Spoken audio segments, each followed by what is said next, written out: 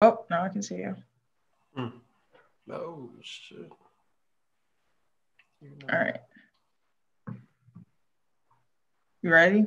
Mm-hmm. All right.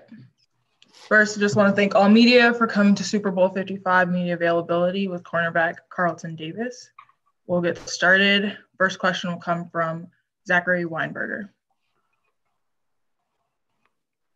Hey, Carlton. Thanks for taking my question. No problem. Obviously, when you face the Kansas City Chiefs in a grand stage like the Super Bowl is, what are you telling your teammates like JPP, the rest of the secondary? What's the mentality that you're advocating to your teammates? We're just gonna go out there and do what we do. It's not about them. It's always about us. It's never about your opponent. And the more you make it about them, the more it becomes about them. So it's always about us. It's always about how we execute, about how we carry out our game plan and our mentality to be physical and smart. All right, thanks. Next question will come from James Palmer. Carlton, and I know you want to back up everybody on your team, and everybody can bring it who fills in for somebody. But what did you learn in the NFC Championship game maybe about when Antoine Winfield is not out there with you guys in the backfield, and what you miss in the secondary with him not being out there with you guys? Antoine is a great player for us. Not having him definitely sucks. But, BA has this culture around our team that the next man up mentality. So when Antoine went down, we had Mike Edwards step in, and he did a great job. And then when Jordan went down, we had Andrew Adams step in, and he did a great job. So a lot of our guys are prepared to be starters at any given moment. Thanks. Next, we'll go to Jory Epstein. Hi, Carlton. Jory Epstein with USA Today. How are you doing today? Hey, how you doing? Good, thanks. I spoke with some of your teammates, particularly Allie and Donovan, about what y'all have been doing with your social justice initiative and the mentoring program. But I want to hear from you. What has that experience been like with the social justice board, and how meaningful is it to you that the Bucs as an organization commit to these issues? It means a lot to me, especially coming from the background I come from. This year it's been a little different with COVID, but we've been making great efforts to still carry out everything that we planned prior to this season and prior to COVID happening. And it's just a huge thing that this organization takes it serious with everything going on in the world today. So for our organization to have a group like this has been the best for me, and it's been something that I'm willing to continue to do and grow upon and really reach out in the community of Tampa and make it better. Have you had an opportunity to participate in that mentorship program? And if so, has there been a moment on those Zoom calls that really stands out where you were able to make an impact? Yes, I have participated a couple times. And, just hearing the kids talk about what they see growing up and what's going on in their neighborhoods is really impactful for me, especially because I went through it as a kid. And just to see that it's still going on really makes me want to go out there and do more and connect with these kids more, because as I always say, the youth is our future. So if we don't take care of them now, then we have no hope for our future. Next, we'll go to Harold Kuntz. Hey, Carlton, hope you're doing okay. Hey, I wanted to ask you about that Week 12 match. Obviously, Tyreek Hill had a big first quarter, but you guys kind of got better as the game progressed. What type of different approach are you going to take into this game, knowing full well that you saw Tyreek that first time? I'm going to bring the same mentality. I'm going to always be myself. And it didn't work out the first game as far as what we did and our game plan, but we've corrected it. And we got a great game plan going in. But I'm going in with the same mentality, and that's to dominate. So just look out Sunday. Next, we'll go to Carmen Batali. Hey, CD, how are you? Hey, how you doing? Doing good.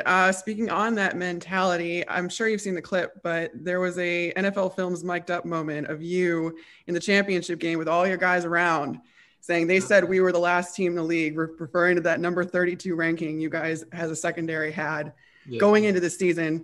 First thing I think of is that Michael Jordan meme of I took this personally.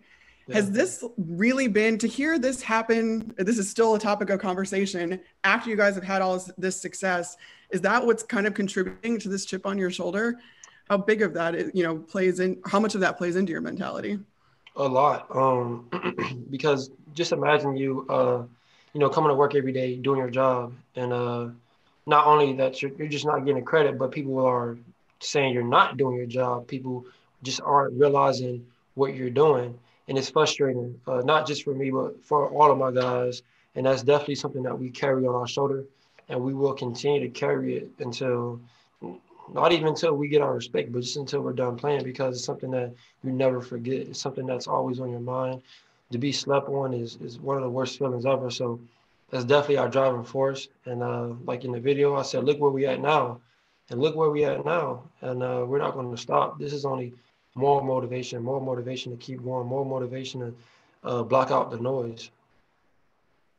Next, we'll go to Jonathan Jones.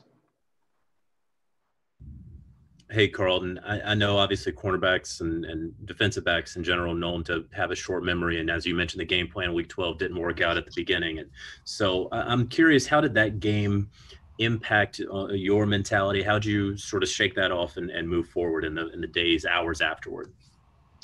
I mean, I play defensive back in the NFL, so you're going to have your share of losses. And it doesn't change who I am or what I do or how I approach the game. I'm going to continue to be a dog and go out there and give it my all every time. Appreciate you. Next, we'll go to Jenna Lee. Hey, Carlton, we keep seeing this more and more on social media. You guys calling yourselves the grave diggers. Can you just talk to us about the origins of that, your DBs group, and kind of how you guys fashion yourselves as a secondary? Something that we just made a caption. We were just posting a picture, and it was a caption. And I guess people took it serious. It was after the divisional game, so I would imagine that there was a lot of attention on us. Mm-hmm. But it kind of blew up, and next thing you know, everybody's on Good Morning Football calling us grave diggers, and I mean it sticks. So we'll keep doing it. We'll keep it. But it speaks to how we play the game.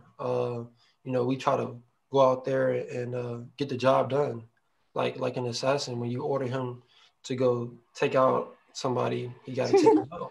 So that's what we do, man. We go out there and we dig graves.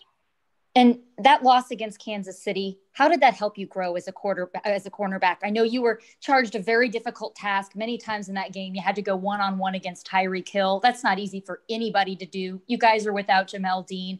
How did that experience help you grow? Just the experience helped me grow through, just taking obstacles that come along during this journey, this season. It's going to be ups and downs. It's like a roller coaster.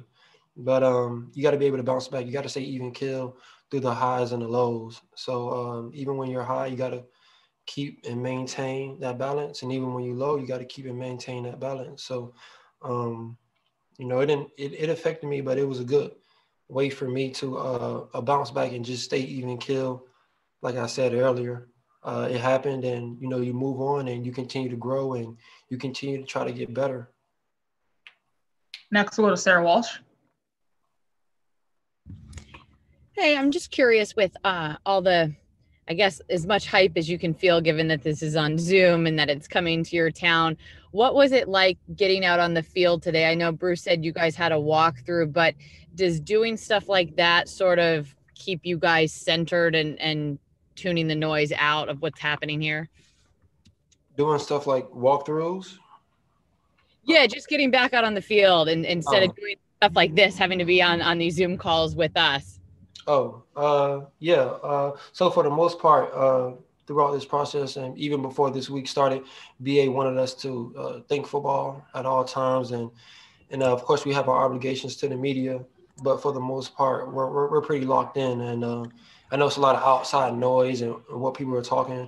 But for the most part, I don't really pay attention to it. I'm not trying to hear it. I'm just focusing on preparing for the job at hand. We have about 5 minutes left. Next, we'll go to Alejandro Martinez.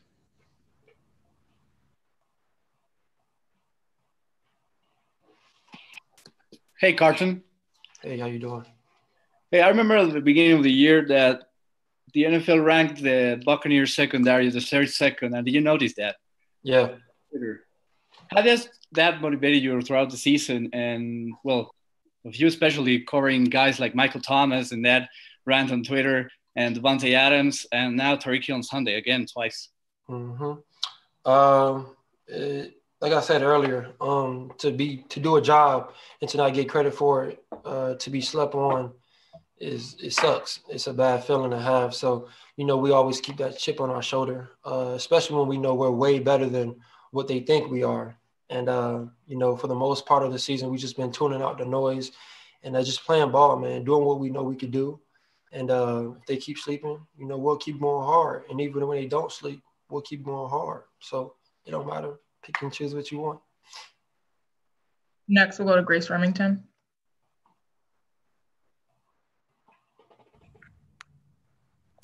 Hey, Carlton. I'm sure you've seen the, silly Scotty Miller, Tyreek Hill debate for the last week, but I feel like you would know well which receiver's faster. No comment. Is that an answer? No comment. I'm not trying to put you in a spot. I'm just wondering. How about what do they do so well that they're able to slip behind defensive backs so easily? It's just small and really fast. So like sometimes when you have a dude who's like maybe 6 foot, 5'11", and he's a bigger target, but he's really fast, but he's a bigger target, so you can get hands on him, and it's likely that he's not as quick. But when you got guys like Tyreek Hill and Scotty Miller, who's small and compact and can really run, they tend to be more quicker and a little bit more slippery. So they can easily slip past you just because of how small they are. I guess it kind of plays into their favor. Next question will come from Carrie Burns. Hey, Carlton. So you talked of growth over the season, and so I'm from the AAU, so we wanted to take it way back, even thinking before your days at Auburn. So you used to play AAU track and field. So is there any values you feel like you learned during running for AAU track and field that you carry in your career today? Track was so hard, but it taught me hard work. It taught me persistence. It taught me to keep going even when you're tired. I've had some of my worst workouts during track practice. So you bringing this up only brings up the trauma. But it was great days. I had seen so much progress from running track in my AAU days, and I actually qualified for the Olympics one of those years. But just bringing back memories of me training really hard, and that's how I kind of got here, just from carrying on that mentality of training and getting better and progressing, and I got here. So thank you for the AAU days. Next, we'll go to Anthony Curdy. Welcome. Hi, Carlton. Congratulations on being the Super Bowl. I guess it might be a silly question, but I was wondering, you're playing in the National Football Conference, so you play against a lot of good wide receivers. Who is the toughest wide receiver to guard, and is Tyreek Hill one of them? Tyreek Hill is one of them. There's a lot of them, though. Like you said, this is the NFL, so any given Sunday, you can go up against a guy, and whether he's known or not, he can really give you that work. He can show you how good he is. So I don't really, rank receivers and who's the hardest to stick and, that kind of thing. I just kind of go out there, prepare for them like they would be at the best of their game, like they're at the best of their game. So I would guard Tyreek Hill like how I would guard somebody from who's not as known or who doesn't have as much hype. Like I said, at any given day, you can get worked by anybody. So you always got to be on your P's and Q's. Next question will come from Greg Allman. Hey, Carlton, congratulations. I just want to ask you about Sean Murphy-Bunting. I know he's been dinged up this year, but was hoping Just what you've seen from him to get healthy and play as well as he has the last 3 games. It's been a long season, and he's been fighting through some injuries, like you said, but he's come in clutch for us these last 3 games with his interceptions and turnovers. And he's just a guy he's a tough guy. He's really tough. Like, to see him, like, you'll see guys go down, but you'll never really see Sean go down.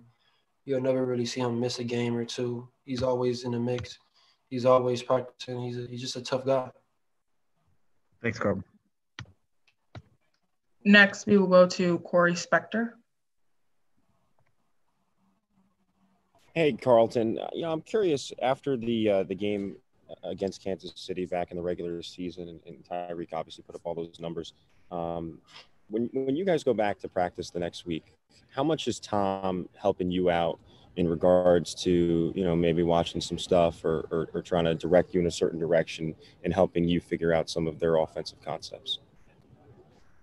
I mean, Tom doesn't – he don't play for the Chiefs, and he's, like, not a defensive coach, so he doesn't really have an obligation to come and tell me what to do after a game like that. He just kind of does his job, and I do my job, and I try to do my job. I'll try to do my job better after a game like that. But Tom has just come to this team to do his job, and that's what he's been doing. Next question will come from Mike Ramirez.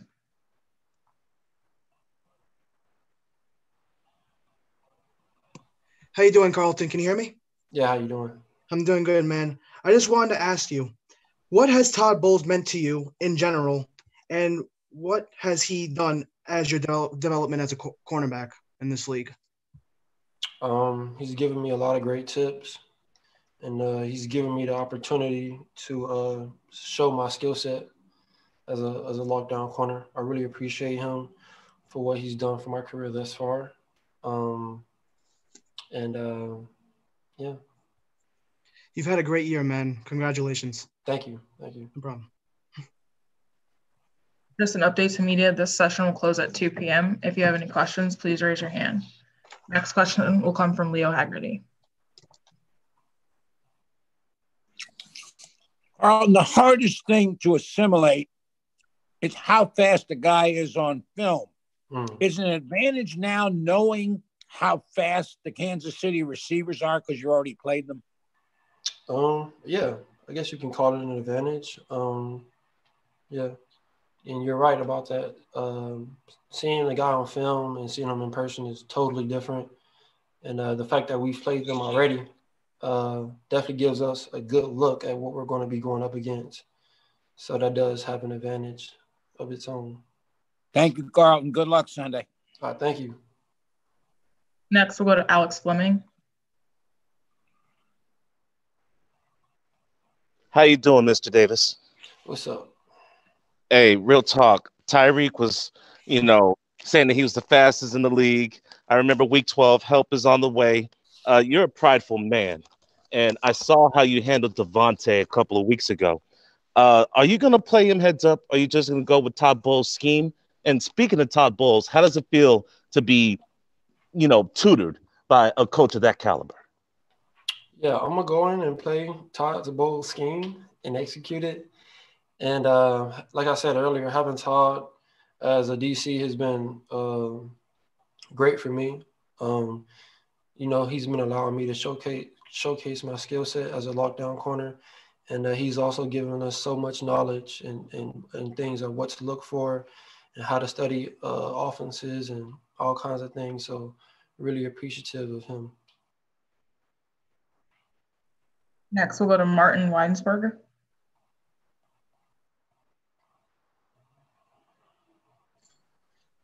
Hey, Carlton, here, Martin Resemble from No Huddle, Argentina. Can you hear me? Okay. I think you took a step forward this year, given how well you've been playing, and why is that? Could you repeat that one more time? Excuse me? Could you repeat that one more time? Yeah, of course. Do you think you took a step forward this year, given how well you've been playing, and why is that? You're You're asking what did I do to take that next step to get better this year? No, I think you. Why do you think you took a step forward this year? Yep. I think you took a step forward this year, and why is that? Oh, Why okay. you took a step forward? I kind of switched up my off-season training, and I got more detail to what I really wanted to work on instead of being kind of broad with my workouts. I kind of focused in on my weaknesses and the things I wanted to improve as far as my movement. Having a year under Todd Bowles served me great, and to be able to come back and play that same defense. I guess the experience of playing in it already kind of gave us another step to take, and with those two put together, I guess I just came out with a good season, but I'm looking to get better next year. So next we'll go to Alvin Whitney. Hey, Carlton, thanks for your time, man. Just wanted to ask you, you guys have been the kings of takeaway, this last part of the season. What is the approach and the game plan and your mindset for the secondary trying to control this passing offense of the Chiefs? We trying to take some. We trying to take the ball away, like you said. We got a job to do out there. They're passing offense, and our job is to go out there and take the ball away, and that's the mentality we're bringing to this game. Thank you. Next, we'll go to Federico Alvaro. Thank you. Hi, Carlton. Congratulations to being here in the Super Bowl. Good afternoon. Carlton, taking as a reference that game in Week 12 against the Chiefs, what are those things you have to take care in order to win? How are you going to do, guys, in order to stop Mahomes and his passing offense this coming Sunday? What kind of passing defense are you going to play, man-to-man, zone? Greetings from Mexico City. Well, I can't tell you exactly what we're going to do, but I am going to play the game plan that they gave us, execute that, do my job.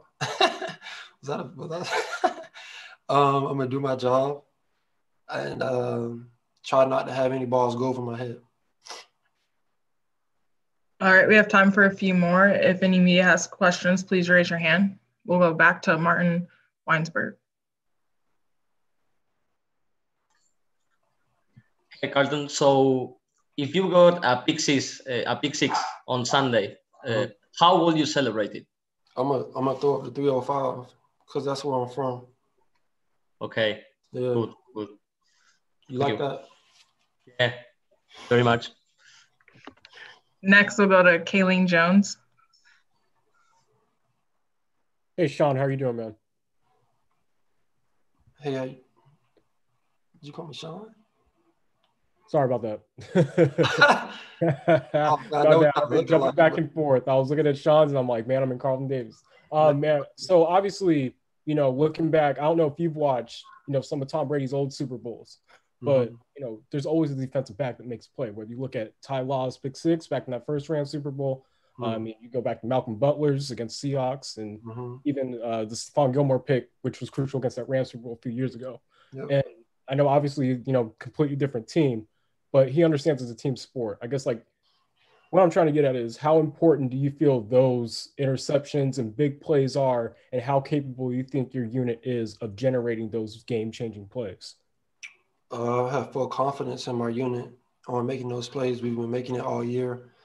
And you're right. There has been great plays by defensive backs in those Super Bowls that kind of help, get the W. And we're going to have to do that this Sunday. And, like I said, I'm fully confident in our guys' playmaking ability. So just tune in and you'll see for yourself. Appreciate you, man. Next question will come from Mike Ramirez. What's up again, Carlton? I want to ask you, who do you resemble your game after, and who do you consider your idol growing up? I don't think I resemble my game after anybody in the league.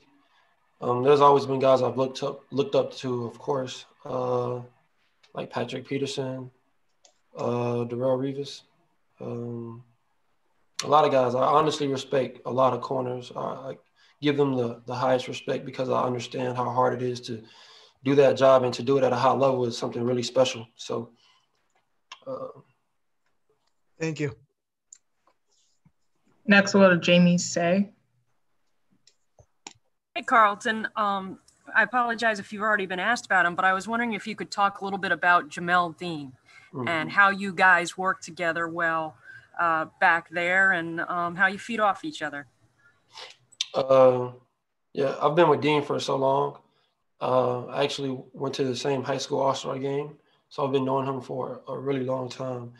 And he's always just kind of been the same person, same player, same person, always been reliable, always been a guy to show up when you need him to show up, consistent, can run for days. And he's a guy who's I think is going to really impact this game.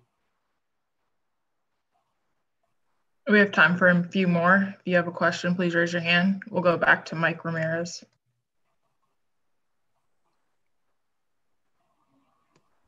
What's up again, Carlton? When did you first realize that you could potentially make it into the NFL?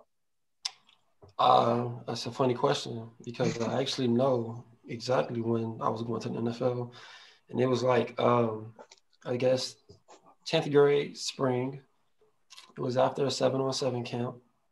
And I was walking home, and I literally just told myself, I'm about to go to the NFL. And I love that. Yeah, I got here. It's a true story, man. I respect that, man. It's awesome. Thank you. No problem. Next, we'll go to Carrie Burns. Hi, Carlton. Again, I just wanted to ask, kind of on that same thread with, you knew you wanted to go to the NFL. On the flip side, what advice would you have to young athletes who are looking to go to the NFL? How can they get where you are? I would tell them to always have an optimistic, positive mindset, regardless of what they're going through, because there's going to be a lot of obstacles, but even more than the obstacles, there are going to be consistent problems. It's never going to stop. People think when you reach a certain level that, the problems and the obstacles and the things you go through just kind of go away, and it doesn't happen. You just get stronger. You just be smarter, and you make better decisions. But I would tell them to always be optimistic and always be positive, no matter how bad it gets, because it doesn't last for long. Storms come and go all the time. All right, we have about 2 more minutes, so I think you have to stay here till 2 o'clock. Are you serious? Oh, cool. I went by fast. Man. We'll go back to Jamie for a question. Sorry about that. Carlton, I love your confidence, how you knew when you were going to the NFL. I'm just wondering, is that kind of a Florida thing? I mean, if you look at the roster and see how many Florida guys are playing in this game, it's pretty insane. Can you just talk to me about kind of the influence of Florida high school football on you and the other guys? Yes, I'm so happy you said that. Florida is the mecca of football, and you can quote me on that. Specifically South Florida. And I guess the confidence comes from me playing football in Florida, and how we treat football in Florida is like a religion. It's very serious. Since, you were about 4 years old, all you could think about is football and competing. And the games, even the little optimist games, are intense. There's like thousands of people out there. All type of guys betting on games. It's just crazy. So, coming from Florida, you just carry that mentality and that confidence because, we were brought up just thinking football was everything and always competing at the highest levels and competing against the best and, trying to be the best. So there's no surprise that there's a lot of Florida guys playing in this game, and that there's a lot of Florida guys in the NFL right now because it's what we do. Next, we'll go to Amber Billups.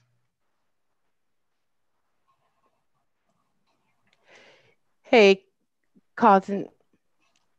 You and Jamel Dean were both teammates at Auburn and now both starting in the biggest game of your careers. Were there ever talk in college of you reaching the moment and what it would mean? No, I don't think we ever thought we would even be on the same team in college. But the fact that we hear it all, me and him talk about it all the time, the journey that we had and how we would have never thought that we would be in this position just 3 years ago. So I feel like we're truly blessed to be a part of this game and to have made it this far, man. It's really crazy. All right, that's all we have time for. Thanks for taking the time, Carlton. Thank you.